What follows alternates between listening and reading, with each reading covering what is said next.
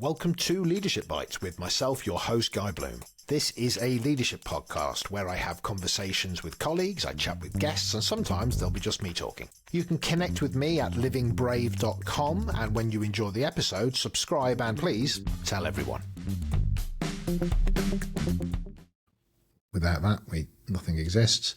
So, here we are on Leadership Bites, and I am so glad to have you with us today, Jeanne. Hi, Guy. I'm delighted to be here. So, this is my way. I've fallen into it being my way now, my templated approach to not introducing others when they can quite easily speak for themselves. Jeanne, if you were at a social gathering and somebody said, what do you do for a living? What would you say? How would you make sense of that for people? So thanks, Guy, for inviting me on, and also for that question, because I guess it's a bit of a heart-sink question in many ways. What I tend to say is I help people at work get on better together. And then I see how interested they are. And you know what? Some people just take another slurp of their drink and kind of move the conversation onto the burgers or the how nice the food is, in which case that's fine. That's absolutely fine. However, what I find is that is relatable enough for everybody to sort of think, oh, getting on with people at work, that can be tricky. And it can then lead to more questions. And that's when I sort of start going a little bit sort of more meaningful. Because what I really like to share with people is I help people unlearn how to use power at work. Boom. Okay. And if they're still with me at that point, you know what? I'm onto something. Maybe if they go boom, and their heads do what mine did and went, well, that's a good one. Right, so we'll talk about that. And listen, this is a podcast called Leadership Bites. It's about leadership. It's about culture. And we've had it's a conversation. So hopefully if anybody's listening is going, boy, that's why they're listening, right? If they've come to the wrong place, then exit stage left. So before we bring that even further alive, let's get a little sense of you and your journey, and then we'll get into the book, The Culture Trap, and we'll Culture Trap, Practical Ways to Improve Your Influence, Relationships and Culture for Leaders and Teams, which is available on Amazon. And I'm saying that now to people because that is where we're going to go, but I think understanding the person that wrote it really helps to bring alive some of the thinking. So on that note, just give us that little guided tour of I was born up a mountain top and I lived with wolves and whatever it is, that where you started to where you are today. And I think that'll help us a little bit. Sure. So without wanting to give a life story, I think there are probably one or two or maybe three points in time, I guess, which might help to make sense of who I am and why I've decided to do what I now do. And the first point in time, I think, was when I was a baby manager. I was a manager in my early 20s on one of the most prestigious management training schemes as a graduate in the UK, which was very competitive and was essentially advertised as become a chief executive in 15 years. And it was in the public sector.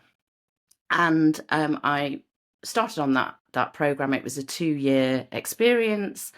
And it probably was only 15 days in when I started to think, this isn't quite what I thought it might be. And there was just something, Guy, at the age of what was 22, which I just started to think, wow, not sure. Anyway, I did the 2 years and I ended up after that managing a new development in mental health services in London, which at the time was about shifting care from hospital settings into community and home-based settings for people with really severe enduring mental illness.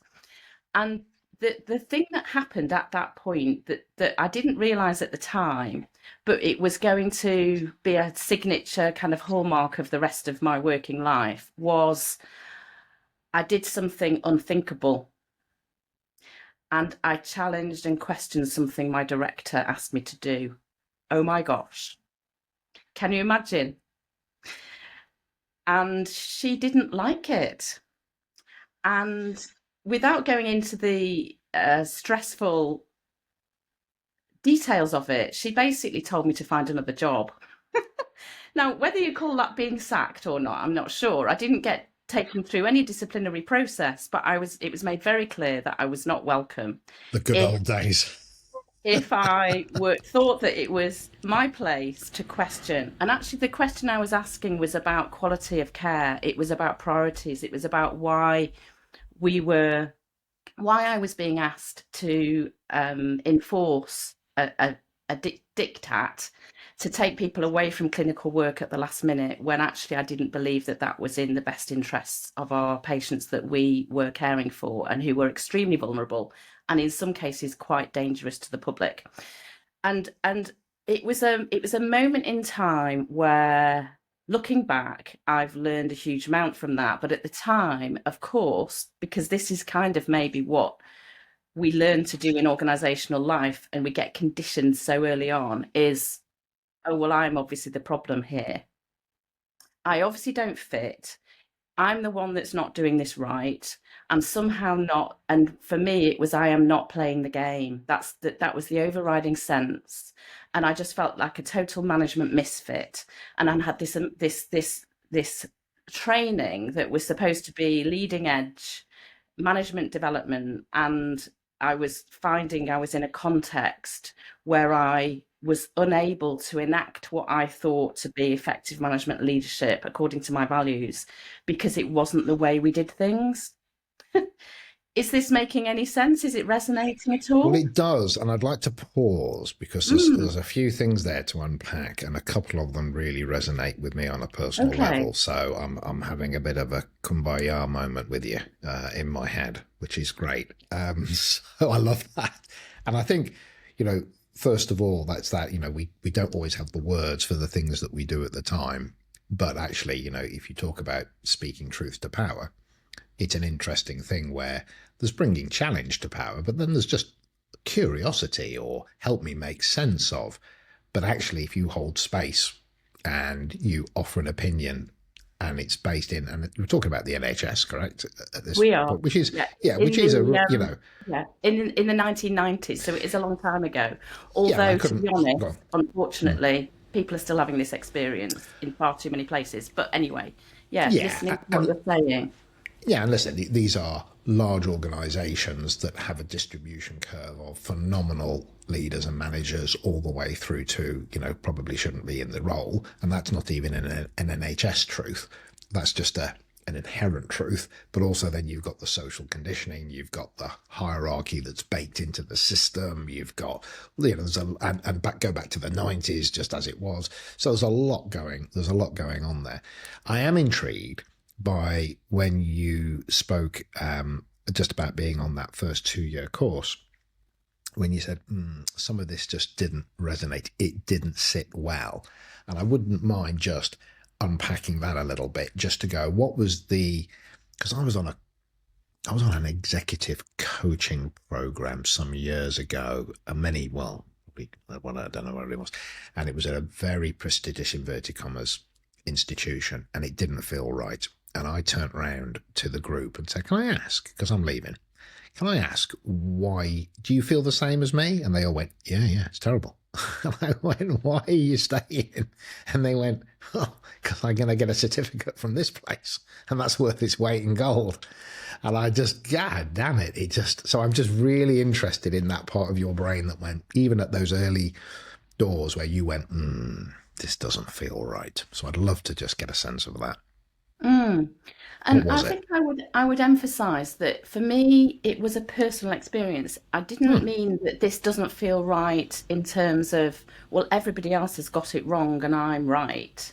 It was simply, I don't see myself being able to make the compromises that it seems that I've contracted to do, and it feels as if I'm being paid here, not necessarily to do what to me would seem the right thing, but actually instead to do what is viewed to be do things right according to the rules.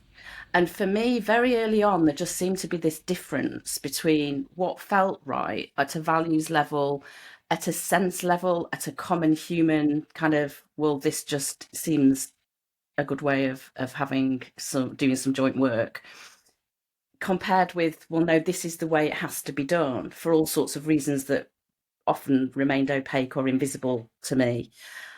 And so it was a tension there that I held that I couldn't make sense of, didn't make sense of. Only at that point, the only sense I could make was, well, I'm the problem. And that's, I mean, now with all my grey hair and my 30 years plus experience, that sounds so naive, but I was naive. And also I could have probably handled the whole thing altogether better, but I didn't have the skills to do that at the time. So, it's all this learning with retrospect. However, the reason I mention it is just because it kind of was the first chapter in what ended up being a bit of a pattern. But I think it's massively important to recognise. I did have a radar. There was an alarm bell that went off, and it's not about judgment or whatever. It's something didn't feel right, and that's okay, isn't it? And sometimes you get that radar, that especially when you're young, you're not calibrated, so something may not feel right, and then you might learn, oh, it is me, and I do need to adjust. And I understand. There were aspects that I was contributing to the problem. And I totally get that. And I work with people and leaders on that even now. However, it was just such a damaging experience to me at the time that I couldn't glean the learning for some time, because I just had to heal. I had to recover from the utter shock of basically being told to leave. On the basis of having asked a question about patient safety and values. Yes. And I think that is good to recognise that actually you may ask a question, but actually the right manager would have gone, where's that coming from? What haven't I understood? Or they could be curious, and they might go, okay, I get your position. Let me be double clear about why I'm saying this. And you go, okay, been put back in my box, but I was listened to all the way through to, do you know what? Bugger me, you may be right. Or who knows? Who knows?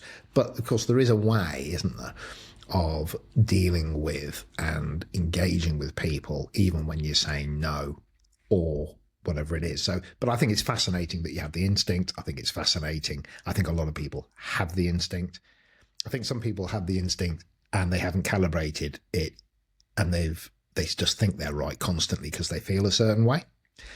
But actually, it's that ability to have that calibrated so you then become better at, I did feel like that before, but actually it turned out I was wrong. And, oh no, I had that feeling before, and that definitely tells me something. It doesn't matter, but we all have them, and I don't think they just come when you're 50. I think from a very early age, you have a sense of, this doesn't feel right, or this feels great, or whatever. So lovely to hear that. So, just from that kind of, I love that phrase, baby manager. I was just making sure you weren't managing babies and, in some weird way, so I was just, you clarified that, you went on this, I mean, what sounds like, what was the level it said in 15 years become a? Yeah, it was a chief exec in 15 years. Chief exec. The pathway. Yeah. That's a hell of a statement for a course, isn't it? Some people achieve that. Some people do. I'm sure they did. A very small minority, I've got to say, but some do. Yeah, absolutely. If you stick with it, and maybe you are the right person. So that's a hell of a course title. Be an MD in 15 years, or I'll may go into marketing with that one. I won't. So challenged and got asked to move on, which I just think, again, painful at the time, but actually, you probably wouldn't be where you are today if those things hadn't have happened, and they become your points of reference for. So again, I think this is, anybody that's listening to this that is long in the tooth will recognize their own versions of these things. But if you're younger and you're listening to this and you've had a kick recently, or you get one, it's okay. It's part of that foundation of things have got to happen to you for you to have experience. And actually everybody that's got somewhere of a level, such as yourself, has got a whole load of stories about falling over, being kicked in the head, metaphorically. And I think it's good to hear that. I think it's super powerful. And just on that, it's sparked something in my mind, which is that I've been told and heard through the process of deciding to write a book that we write the book we need, or we write the book we would have liked to have. And I guess I feel as if I have done that. I've written a book that I would have just so wished I'd had when I was 22, 23, 24, or even 32, which was the next key kind of milestone in my journey, if you like, was in my early 30s. This is the book I would have loved to have had. And actually it's the book that I needed to write, in a way. So that was just sparked by your comment. I love that.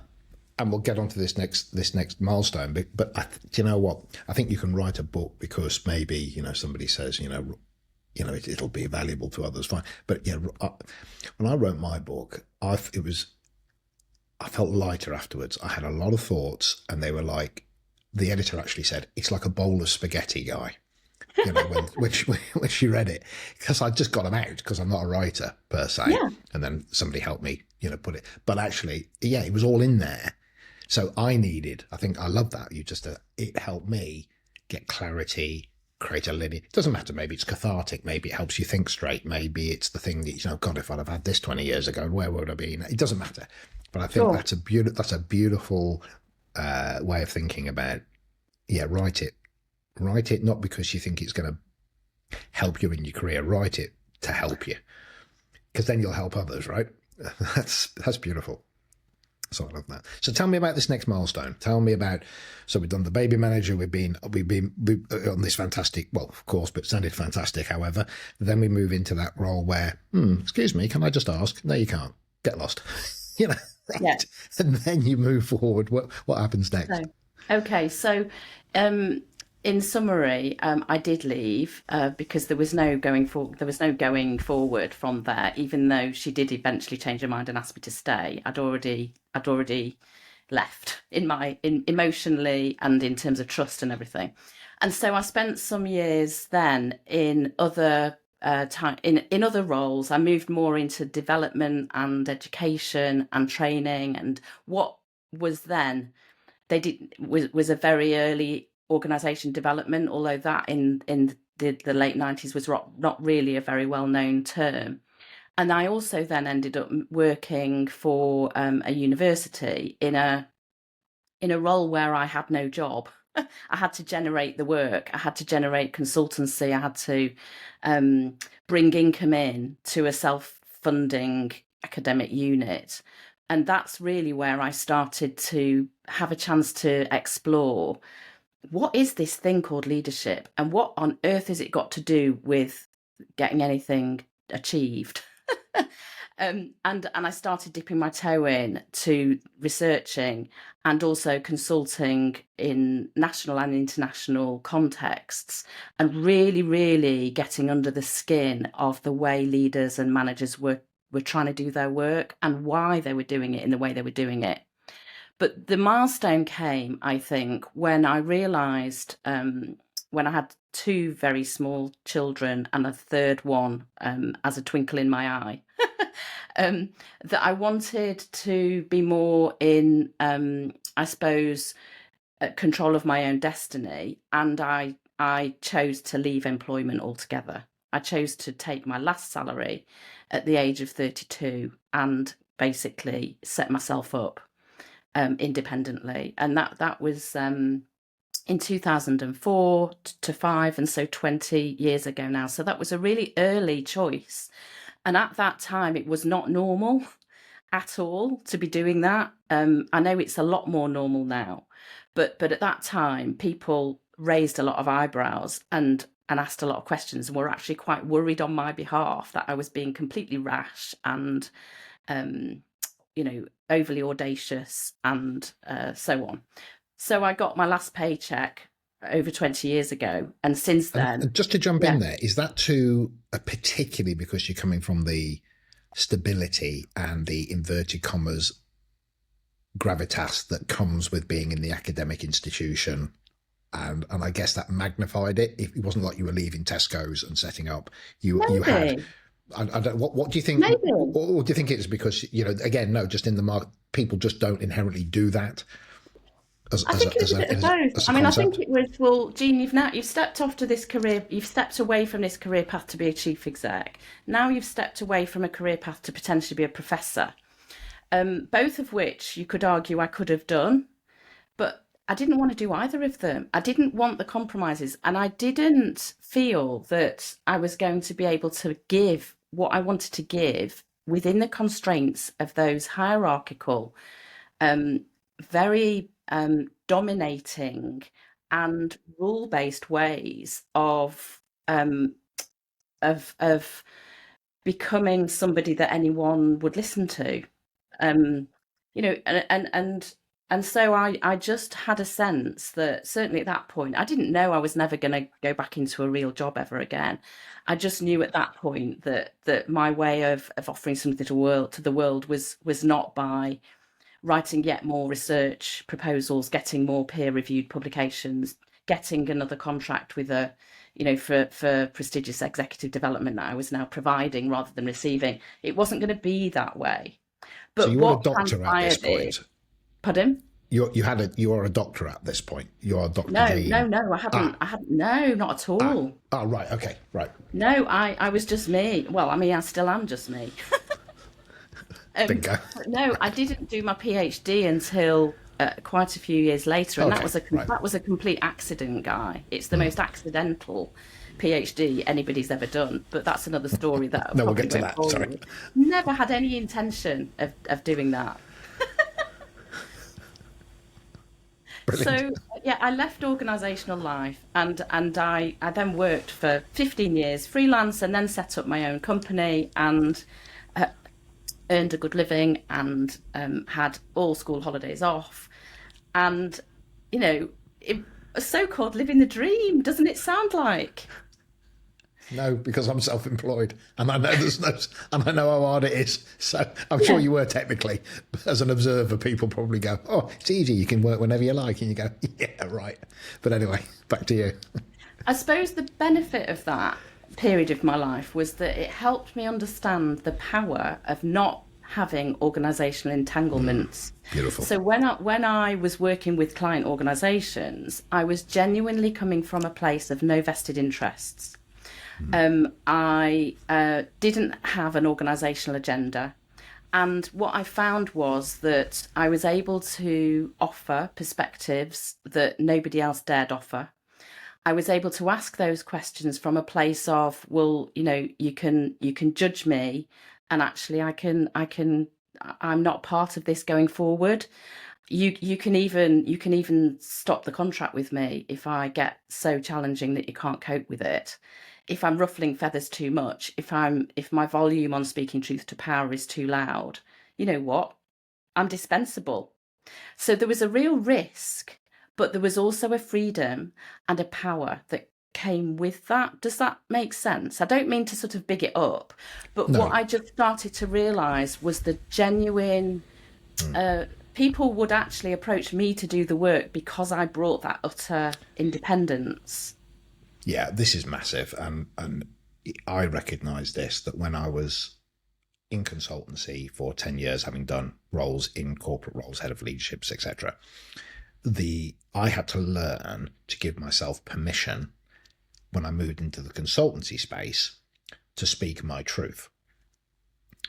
And not because I'm awesome and I'm right, but actually I realised that I'd been habitualised, institutionalised, whatever it was, to being careful, to being selective, to being political. And not that I wouldn't tell the truth, but it would always be polished. It would always be etc. And tell me if this resonates with you, but I suddenly realised that a lot of the work that I did was a diagnostic phase, followed by then feeding that back and then doing the work. And in the diagnostic delivery phase, especially with the executive level, what I recognised is if the problem sat around that table, then I ran a internal dialogue when I was starting out, which was, if I say this, I might not get the gig. And what was interesting is when I offered it from a position of being in service, which is, well, so, I hope this doesn't land badly and I hope you're okay to hear this. They went, thanks for the insight, and I never got the work. When I actually went, right, okay, so buckle up, buttercup, here it comes, everybody sitting comfortably, and I delivered it as a peer, I got the work. Because actually what it was that recognition that you're offering something at the level of the person, and it's an insight and it's counsel and it's an observation. But actually, yeah, that freed. But then, I had to give myself that permission to do it because I feared not getting the work. And there is, and I know everybody comes to these things in different places, but you saying you having your freedom, your capacity to offer your truth, that ability for it to be real. And then guess what? People want to work with you because actually, if you work with Jeanne, you're going to get the truth. She will offer you her insights. She won't offer you what everybody else would do if they worked here already, which is be careful. I mean, she'll be elegant and crafted, but she'll give you her truth. I think that's what I'm hearing. And if that is what I'm hearing, that strongly resonates with me. Yes. And I also, that one of the ways I think about this is that it's a choice. And it's a choice we have whether or not we're in an organisation. And it's a choice really about, do I do one thing or do I do another? Do I perpetuate the patterns of power that are already in place? Or do I interrupt the patterns of power? And I don't know whether you've come across the work of Cindy Suarez. She's based in the States. But that was one of the most incisive learning points I gained about power, was that is the simple choice we have. Am I going to perpetuate the patterns of power that already exist, or am I going to interrupt them? And I think what I heard you describing was you making that choice. Am I going to go along with what essentially is a pattern of, I call it a pattern of pretense, or am I going to be real and open up a real conversation that may have some different ways of using truth and power to shed a new light on something? And that choice around perpetuating or interrupting can be in the most micro actions. But people in the workplace, I think, become very conditioned to forget that they have that choice. And the only choice to them feels as if they just have to perpetuate the way things are, because it's far too risky, scary, too many consequences, all sorts of reasons why it's just too uncomfortable to not just perpetuate the way things are. And once people at work and teams and leaders I work with, and I'm sure you find this, start to realise that they are themselves perpetuating the problems they want to change, oh my gosh, if they're able and courageous enough to start acknowledging and taking responsibility for that, it opens up enormous opportunities to say, okay, well, let's stop perpetuating it and let's try something else. I love that. I talk about stepping out of the performance, which is probably just different words for the same thing, which is that, there is a performance. It is sometimes habitualized, often learned from a very early age. You can have it within family networks. You can have it socially. What's my place in this? What's the hierarchy? What's the pecking order? What's the risk associated with telling my mate Bob that I don't think that T-shirt looks very good on him? Will he not be my friend anymore? Just, it is. So we become performative, which is, oh yeah, you look really good in that, mate, versus, dude, right, that's way too tight. It doesn't matter what it is, but stepping. So this nature of, I like it, that patterns of power, patterns of pretense, patterns of performance. They give me with a P for some weird reason, but the point is, there's a model in there somewhere, isn't there? But the point is, yeah, I think this is from that same space of the working with somebody who, for the want of a better word, it's very hard to see the back of your own head, and the ability to have somebody not that can observe it. That's step one, because a lot of people can observe it, but is at a space in their growth themselves to be able to then offer it to you. I think a lot of people can see what's going on, but the capacity to offer it or put it into the known space, that's the adult, that's the maturity, that's the craft, in a manner that others can not feel judged and shamed, but it is what it is. Now let's have a conversation about it. That's, I think, where the work begins. I don't know what you think about that, but that's my kind of line of sight on it. Sure. And again, what you said there has just really connected with something that for me is also at the heart of my work, which is the blaming, judging, shaming that you mention, that can be such an instinctive response when things are not going the way we want them. That actually starts inside ourselves. And then it projects out to others. And so for me, there's this parallel. Is it parallel, or it's just a concurrent, or it's an intertwined process? It's aligned, it's connected to, it's literally hand in hand. The work on me becoming less self-shaming, self-critical and self-blaming intrinsically then enables me to be less critical, judgy, othering and shaming and blaming of others. No surprise, really, is it, when we think about it? But what I often see is approaches to culture, which, you and I are both passionate about, the impact and importance of culture at work, starting with behaviour of other people, largely. And if it's not aligned with the really deep work of, well, I might need to accept that I'm part of the problem here first and foremost, before I start asking everyone else to change, that requires a real courage and humility that in conventional ways of using power in organisations is not rewarded and has not been rewarded in the past. And yet when people find the courage and the humility, because the two things go hand in hand, courage, humility, strength, they're all really hand in hand, to acknowledge that and then to start verbalizing it and being open and honest about it, that transforms everything in our relationships. Because we can let go of this competition as to who's more right, who's more virtuous, who's more perfect, who's more honourable, all of those things. Because frankly, Guy, for me, that's a nonsense, because every single human being on this planet, in my experience, has the capacity to love and to hate, to be really such a positive force in the world, and also to be hugely destructive, depending on the conditions they find themselves in.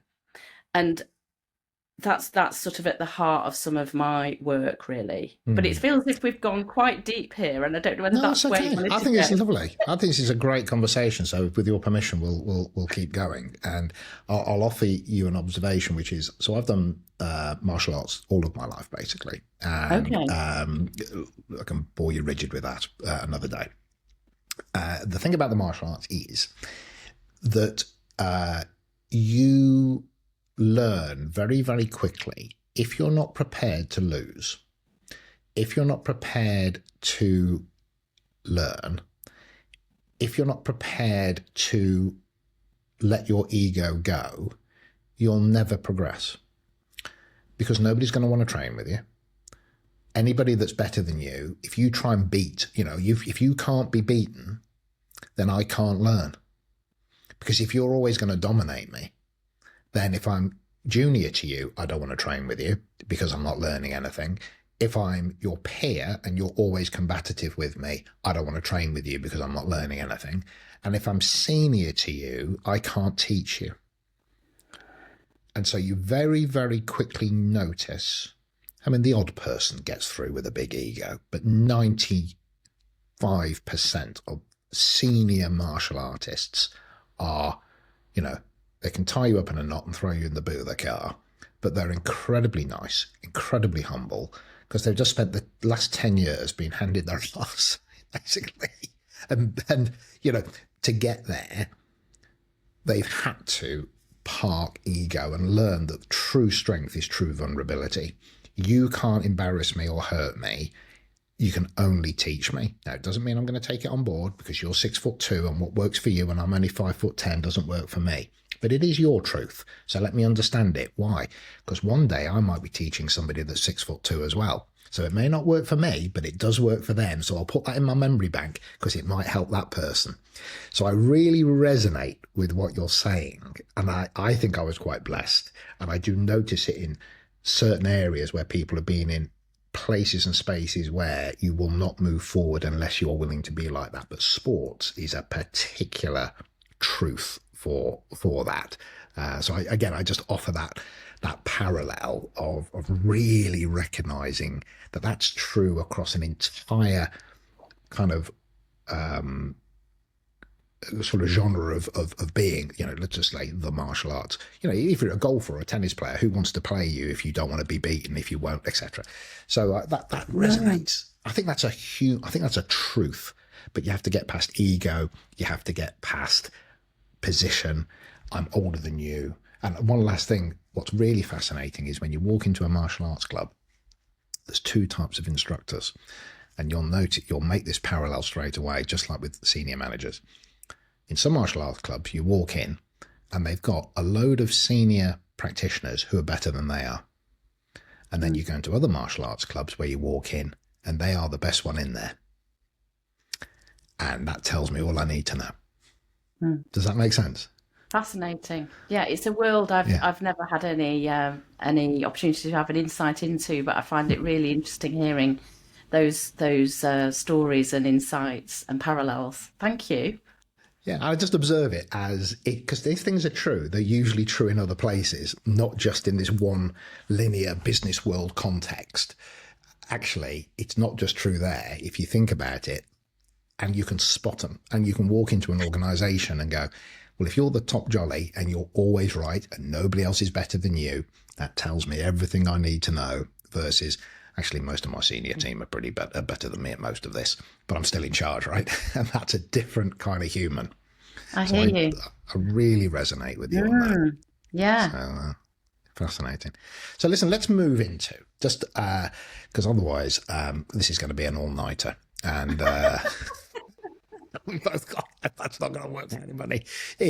Let's just talk about your book. Let's jump forward. We'll be brave. You've written this book, The Culture Trap: Human Ways to Improve and Human HUMAA. With dots in between, ways to improve your influence, relationships, and culture at work. So I think we've got a real strong sense of you. I think you're driven by a sense of curiosity and instinct and insight, and you've got lived wisdom, and I can feel that through this conversation, and I'm probably only touching the sides of that truth. So you wrote the book. It's probably a rhetorical question because I think I know the answer, but what was the instigator? I've got to write this book. I'm going to write this book. Who's it for? What do you want it to do? And just start to bring that to life. I wrote the book out of sheer despair. It came from a place of utter despair, which was reached after I'd been working independently for about 15 years, and I was working with people who had a lot of organisational and political power.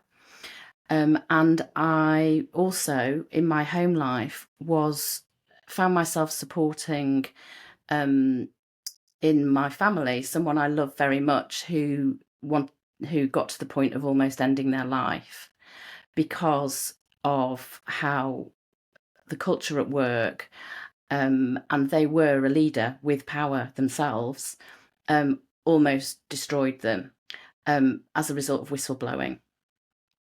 And not wishing to dwell on that, it, for me, left me feeling utterly bitter, cynical, angry with the world, powerless to improve and do anything. And actually, it really affected my ability to do my work, because the whole realizing the lack of ethics and the corruption, actually, and I will use that word because that's what I came up against in trying to fight on behalf of this person to have their justice and values acknowledged, which never actually happened. It left me in a really, really terrible place, Guy. I was trying to run my business. I was trying to support this person who had disappeared, really. In for people who know what it's like to work, to see, or to live with someone who has an acute episode of psychological trauma, then they will know what I mean when I say this person had disappeared. They were there in front of me, but they were gone. And I was also bringing up 3 at the time, teenage children, and I realised I had a choice. I couldn't really continue the way I was because it was affecting everything, including how I showed up for my clients. And the choice I had was to either continue to be that person and or to change. And the change had to happen here. And I decided that I couldn't bear the idea of living my life as the person I've described, the bitter, twisted, cynical person. And it was actually going to make me ill. And so my question became, and this is really the question that led me to start writing the book, how is it that people who are apparently good, decent people with the best of intentions trying to work hard so often create an awful experience for each other? Because that's actually what culture is all about. How does that happen, and why does it happen? And once we understand how it happens and why it happens, and that's what I call the culture trap. That is what we create if we're not careful, and if we don't understand stuff that we need to understand. Once we've understood that and how we create the culture trap for each other at work, we can then find ways of liberating ourselves together from it. But only if we understand how it happens in the first place and why can we take responsibility for the part we play in it and make that change. So that was why I wrote the book, and it pulled together a very wide range of work that has been done by an eclectic mix of researchers, academics, practitioners over the years. My own research is really in there as well, but it reframes it in a way that I've not ever seen it reframed before. And that's why, for me, it felt like it was worth writing, because I didn't want to write a book that had already been written. And I don't mean to diminish any books by saying that. I get you. But what I wanted to do was to really get into this question that I think has been avoided, because it's very uncomfortable to ask the question, how can I possibly be part of creating this culture that is causing so much harm? So who would read it? Who's your audience? Well, I'm learning who my audience is by the people who are reading it and coming back to me and talking to me about it. And the people who are reading it range from leaders and chief people officers and chief execs who are searching for something beyond the norm, beyond the conventional. Let's diagnose it. Let's do lots of surveys. Let's get lots of data. Let's measure it. Let's then put an action plan in place, and then let's see what the recommendations are, and then let's realise that we've not managed to do the recommendations, and then wonder why the culture hasn't changed. Or let's try and take a behavioural approach and tell everybody how they need to behave. You know, people out there are realising that it doesn't really cut it. We've tried it for decades, and we still find ourselves in the situation we're in, with huge workforce problems, not being able to keep or retain or attract the people that we want, affecting the bottom line, a mental health crisis at work. Do you know what? Our previous approaches to culture, the evidence is it's not really making the difference we want it to make. So the people who are seeking out this book are the ones that are acknowledging that and saying, okay, so what else is there? What else is there? What else could we do? And what works? What actually has an impact? And so people are reading the book and then coming to me and saying, I can see how this will work. And so how can we implement this? How can we together jointly embed this approach to get the outcomes that, you know, that we're getting and I'm getting with the work that we're doing with organizations? But it also includes Gen Z people. I've got people who are not even graduated yet reading it, saying, oh my gosh, this is happening in the bar where I work. This is happening in, you know, in the takeaway where I serve at the counter. I've got people coming to me who are trying to address endemic toxic cultures in some of the biggest public services in the country.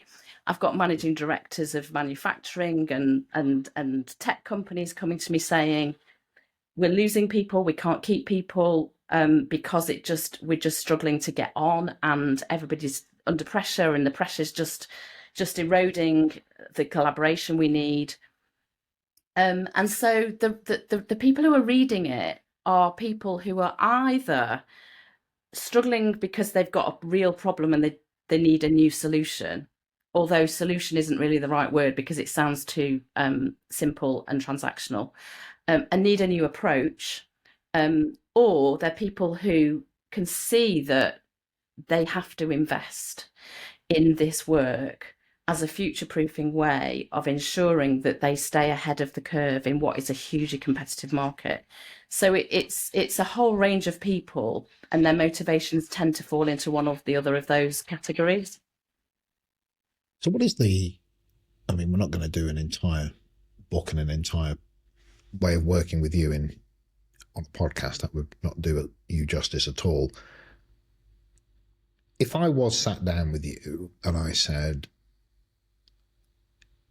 what are we going to do here? What's the way of us? Because again, we won't know it really until we're in it with you, but we're going to have to trust you because you know what's what. You know, you can make sense of it for us so we know, you know, what we're doing. It's like me describing France if you've never been there. Okay, so that's what it's going to be like. Well, until we get there, you're not going to have the experience, but it's going to be like this. Okay. What is that, whether or not you bring the mnemonic of human alive, whether or not you just bring your way of, okay, when I work with people, this is what it looks like. Either way, I think I'd just like to hear that. So my approach almost exclusively, not completely, but almost exclusively, is with groups of people at work together, teams, or groups of people who need each other. I work in that space rather than one-to-one. And what this does, it enables people to all learn and understand the human approach, the HUMAN approach together, and apply it collectively. So every single individual is learning and putting it into practice, and that then creates a collective impact.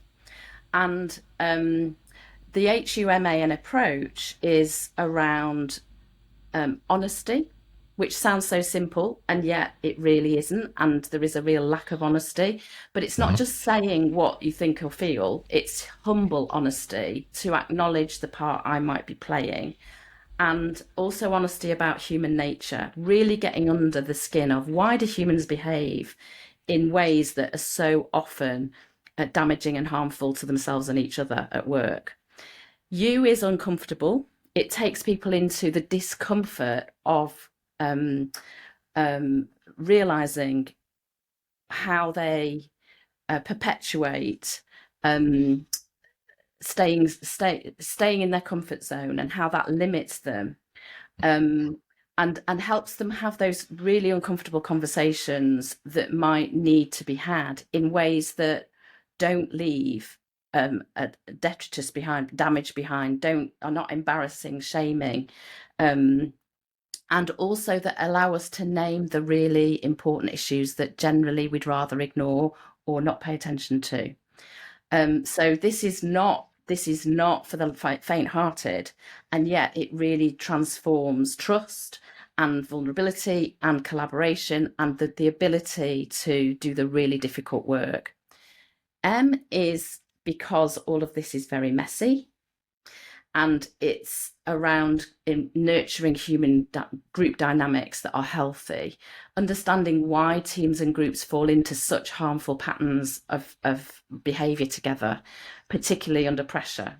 And then once you've learned why and how that happens and recognized, well, yeah, we're doing that as well. Oh my gosh. Well, how are we going to choicefully, intentionally, and deliberately hold each other to not do that, not to fall into those traps, and to behave in ways that are really healthy group dynamics? A is amazing because the impact of what these groups and teams of people can achieve is way beyond what they believe. Because most people at work have learned to think that they don't really have much power. Even chief execs I work with, they sometimes do not feel powerful. And so it's around working with people to frame what power is, and when you've got it, when you've found your own, what you're going to do with it. And a lot of people are terrified actually about, well, if I find my power, oh my gosh, that means I've got to do something with it. and actually I'd rather everybody else take responsibility for that. Or yes, I've got my power, but I realize I'm using it essentially to try and control everything and everybody, and it's not really getting what we need. So how could I use my power less to dominate and more to liberate this human system of resourcefulness we've got? And then new, N is for new, because embedding new expectations, norms of behaving, new ways of using our power, new ways of relating, conversing is not easy.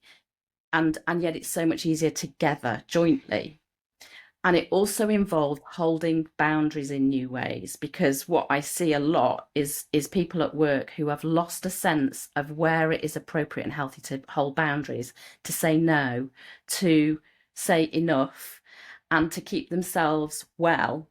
And that is contributing hugely to the burnout levels that are ruining people's health. So that's a very quick whistle stop tour through HUMAN. And it is an approach that when people do this together in teams, as leadership teams, or as mixed teams with operational people doing the work and people doing the managing, they tell me it's like having team therapy. Now, I don't hold myself up as a therapist, but because of the depth of change that happens in people's willingness to engage and interact in a completely different way together, it releases people's fears that are absolutely paralyzing, and that is why it liberates people from the culture trap. Yeah, I often, when I hear that, I say to people, look, I'm not a therapist. It may be therapeutic, but it is not therapy. And I'm not a therapist. So I think you recognizing that the depth of what you do is creating that experience for people. And yeah, not everybody's going to have exactly the same experience, but I understand what you're coming from. I find this very powerful. I have a different vocabulary, which is fine, but actually it's reassuring to me to go, the mnemonic may not be something I'm familiar with, but when I hear you talk about it, everything resonates with me. You know, different chessboard, different pieces, different approaches, but actually at its core, I can hear you talking about things that I would go, yes, okay, that resonates, which is reassuring for me, because if I respect you and you say things and I go, oh, bloody hell, I'm not doing any of that, that would be disturbing. So it's great that I hear that resonance in that. So there's a real, I think what I'm really interested in, and time is probably going to fight against us, but maybe my last kind of question is, if there is an approach, call it the Tao of, the way that we're going to do this, and people are looking, as you say, I think this is quite right. There's always, there's already a formula for doing certain things. Do a diagnostic and ... And maybe certain times that is the right thing to do. But if that hasn't worked or it doesn't feel right, then there is deeper work, and we're not talking about the psychiatrist's chair, but we're talking about a place where we can come and have the grown-up conversations, and we can have powerful conversations. How? What's your sense of bringing people into a space where you can create that? I wouldn't use the word comfort. That may come in time, but usually on day one, there's a lot of, my phrase, dancing around the handbags. But there's a kind of for some people, this will be awesome. There's usually a distribution curve of, I've done this kind of thing before. Well, you probably haven't, but you think you have, and all that kind of stuff.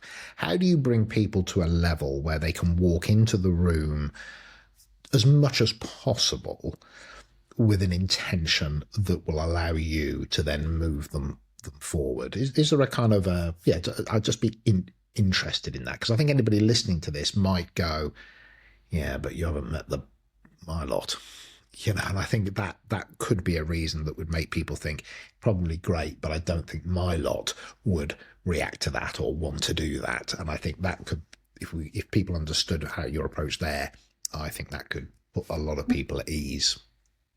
And that is something obviously very familiar to me. And my approach is quite simple.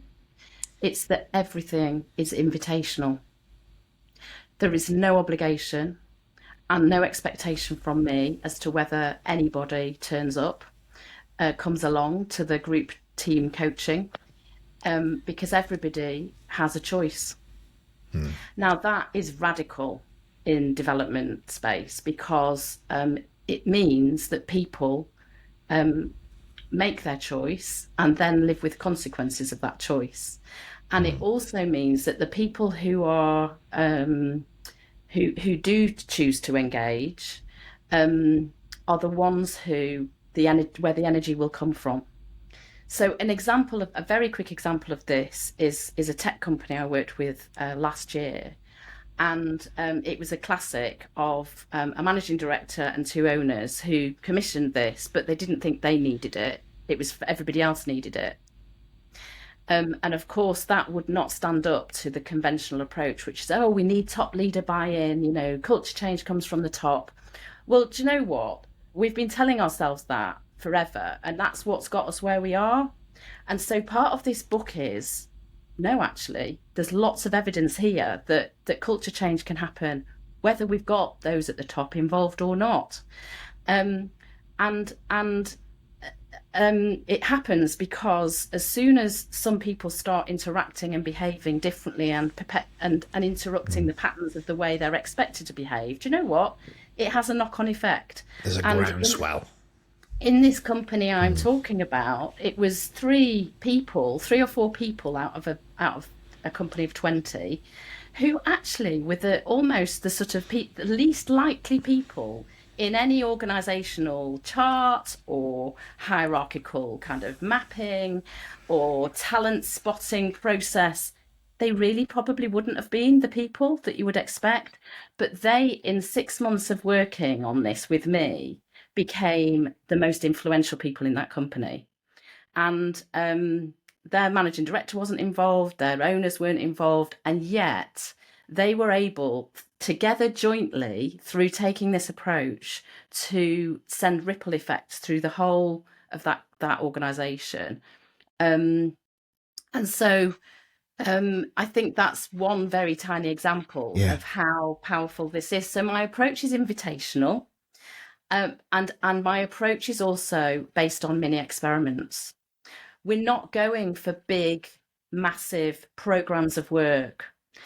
It's everybody commits to and intends and chooses to do mini experiments that I guide them in, and they then commit together to do that, and they account together, and they support and challenge each other to go and change something in the way that they are responding or the way that they are interacting that they've recognized is causing a problem. And it is immensely powerful because it means that people actually start to feel they can do something. Because what I hear all the time is, oh, culture, it's just the way it is. It's them up there who have to set the direction. And do you know what? That's paralyzing. And how long are we going to wait? A year, 5 years. Some of us have been working our whole career for them, whoever they are up there, to change the culture. So enough. It's a nonsense. It doesn't work. So why continue to sort of perpetuate this belief that somewhere up there is clever enough to be able to change the culture? Of course they're not. We create it. So let's create it. I love that. Change your truth. Change the truth of those maybe around you, or influence those around you. And actually, right, if people see a different version of you that resonates, that has presence, that holds space, etc., etc., then actually, I'd like a bit of that. I'd like a bit of that. And then it becomes an abundance. Well, that's really exciting. So I love that. Now, listen, I'm not... Oh, sorry, go on. Sorry, invitational and mini experimenting are the two Love core the mini experimenting.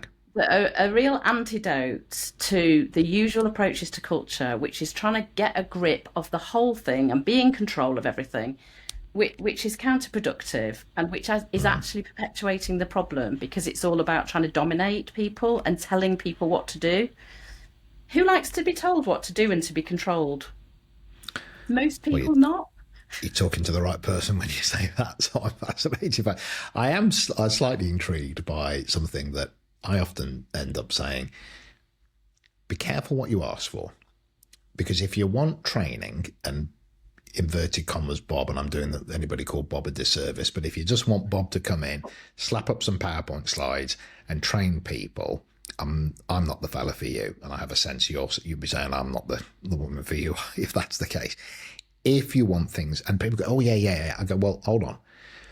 Because if you say yes, and then you see this change occur, and you then don't adjust to the needs that they then have, what you'll be doing is you'll almost be going, there was a game show some years ago called Bullseye, and he used to say, look at what you could have won.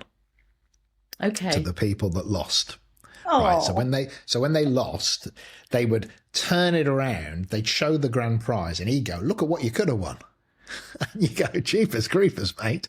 But hilariously, if you put people through a process, and I imagine like yours, and they then start to shift and have a sense of what good looks like, and they have an appetite for change, and all with good intention, and you negate that, and you then put them back in their box, or whatever that phrase, which is probably a better one required than the one I just used. But if you keep people in their place, then you're saying, look at what you could have won. And then you'll end up in a worse place than when you started. And I'm just wondering if that's something that kind of resonates with you at all, that the organisation has to be alert to the fact that if you create change and you have people that then have a motivation, and they do start to have a kind of a domino effect and start to touch each other, and they do want to have this, if you don't allow that change to manifest itself in some way or form, that will then cause you a problem. Is that something that kind of resonates with you, or is that, no, that doesn't sit with me at all? I suppose my slight concern about that, or why I'm slightly uneasy about fully endorsing that, is that I think it's part of the narrative that has kept us where we are. Mm-hmm. It's almost the narrative of, well, it's not even worth trying anything unless we have all of these big important people with the hierarchical power are going to support us.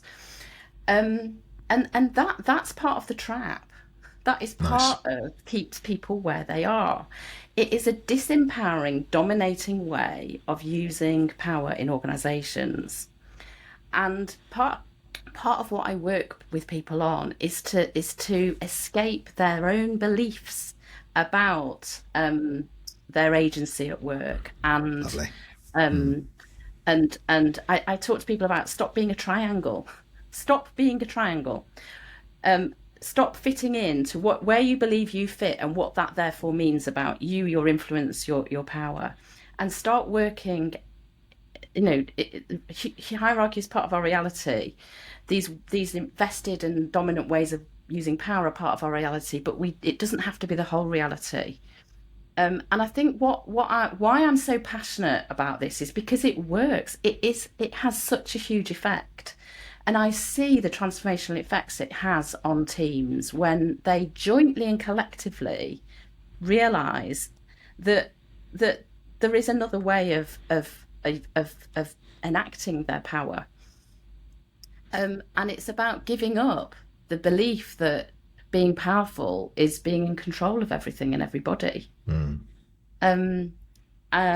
So the whole argument around, well, if the overall context doesn't change, it's not fertile ground.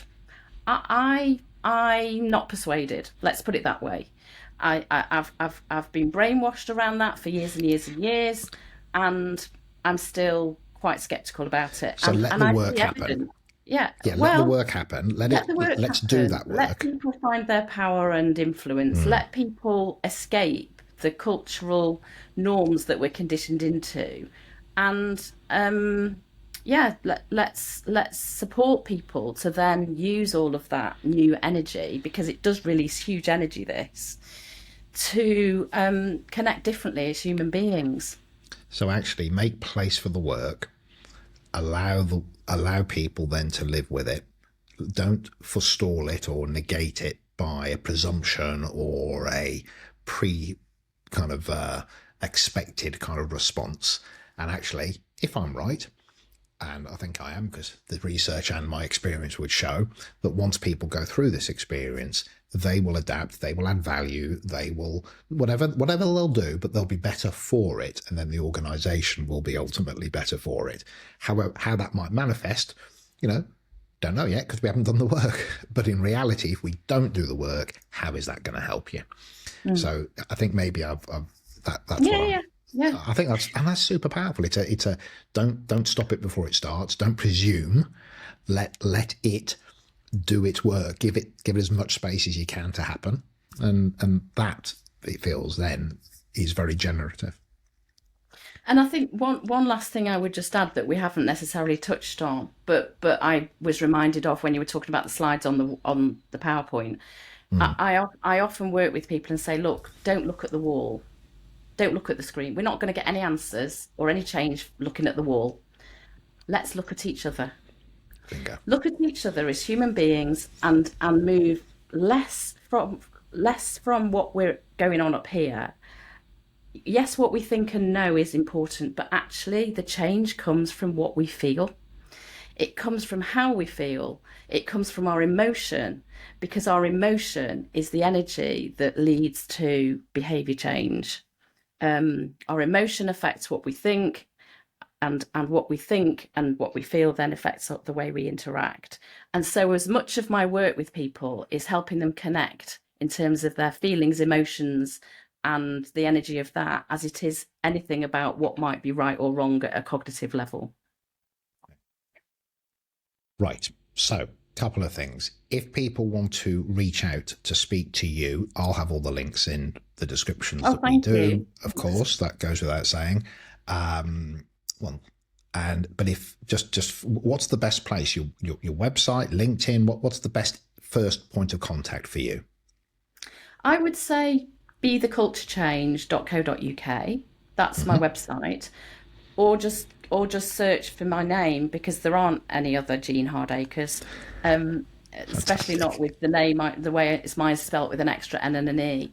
And on LinkedIn, that's also my main social presence. Perfect. So, and the Culture Trap book obviously is available not just through the platform you mentioned earlier, but other retailers as well. So stick it in the search engine and things will appear. Yeah, betheculturechange.co.uk. Fabulous. And thank you, Guy, for what has been for me, a very stimulating conversation. And what I've loved about it so much is your appetite to get to stuff we don't necessarily talk about normally. I love that, and I can see you've got a real thirst for stuff that's maybe that little bit more radical, edgy, provocative, I might even say. Yes. Yeah, and so that's fair. That's been really energizing as an experience for me. Well, Thank you. I think I've met, again, I probably adjust according to the person that I have, and 150 odd episodes, I sometimes try to have a conversation, and if it's so linear and so contrived that actually this is hard work for me. Different, maybe there's better people at this than I am, but I think what I've enjoyed is your clarity of your position. I think I've enjoyed that you have intention. I think that means a lot. I think some people write a thing because they think they should get a book out, but in truth, they're only telling me data, which is not necessarily how they feel about it or their self-reflection on it or how their experience has shown them that. So I think when I speak to somebody that has that, the book is just an outlet for the human, and I think I really feel that, and that really resonates with me. And I also think you're right. I think the world is a big place. I think there are moments where certain more traditional manners of approach may be the right way. Sometimes McDonald's is required. That's okay. But sometimes I want a 5-star, bespoke experience. Okay, fine. The world's a big place, and we sit on that spectrum. So I think you hold a really lovely way of being. I think you hold a really lovely way of approaching it. Your fluency shows me your intellect and your thought patterns. So for everybody listening, I think this will have been a really valuable conversation. I'll put the links in the description and all that. You've been an absolute joy. Just stay on and make sure everything uploads. But from me and my 2 listeners, that's not true, I know, but I can't give myself permission to acknowledge the reality. So on that note, you've been an absolute superstar, and thank you so very much. Thank you, Guy, and enjoy the rest of your week. Indeed. That's it. I hope you enjoyed the episode. Subscribe so you don't miss out. Please tell other people, help spread the word. Interested in working with me? Go to livingbrave.com, hop onto LinkedIn, Guy Bloom, and of course, even buy the book, Living Brave Leadership at amazon.com. Take care.